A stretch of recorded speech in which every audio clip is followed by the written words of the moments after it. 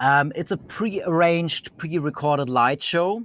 And in this situation, this particular setup, we are not using like hitting the snare and triggering a red light, for example, but it's easy to set up if you want to do this and if you want to change this. And Ableton Live in between to control this is really great, because if you only use a DMX software and a MIDI note or a MIDI signal coming from your drum pad, then you might fix it to the red of one lamp and then it stays there. So if you want to change stuff, it's pretty good to use Ableton Live in between to change the what the hit is actually triggering, in what way, what lights. So maybe you want it to light up red in the first part and then light up green in the next part, or do something completely different later in the set. So you need some flexibility here in the connections you're making.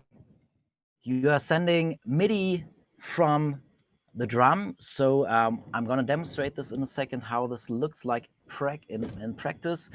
But actually I'm using a, I'm not sure if you can see this. This is a drum trigger, which has a piezo, actually two piezos inside here, because it can detect if you're hitting the head or if you're hitting the rim.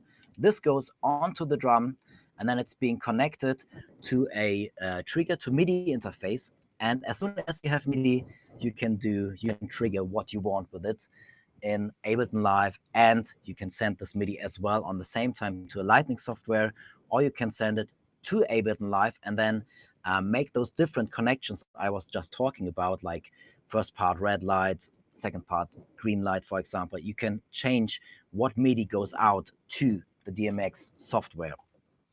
That's an RT10S from Roland. They have newer triggers now, but they are really good. So you get them really cheap from secondhand, from eBay or wherever.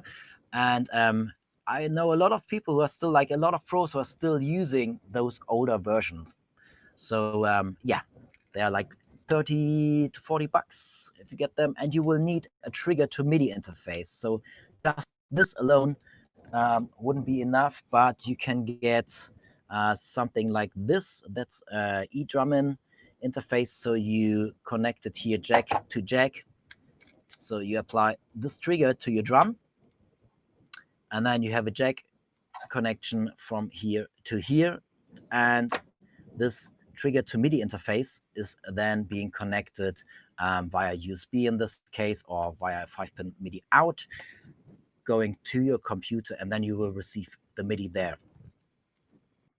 Audifont eDrumming, yeah, it's really great. I just started to use it. It's really small, so that's great for traveling once we're gonna be able to travel again. And it has 4 trigger inputs, 4 stereo trigger inputs, which means if I'm using a mono pad, I could actually plug an 8 in here, and it has, and that's really good, it has a foot switch input, which you can use for expression pedals, for on and off switches, for a kick pedal. So you will get like an editor, which you can use on your computer or even on iOS. And it's just really flexible, and it's really nice, because sometimes on drum modules, it can get a bit tricky to understand the different terms and what they're doing.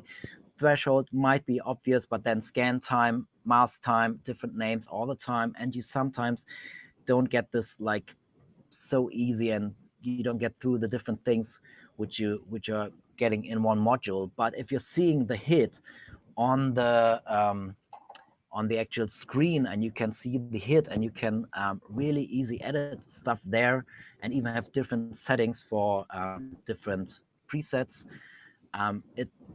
It's really great so far. So I can tell good things about this, and it comes for less than 200 US.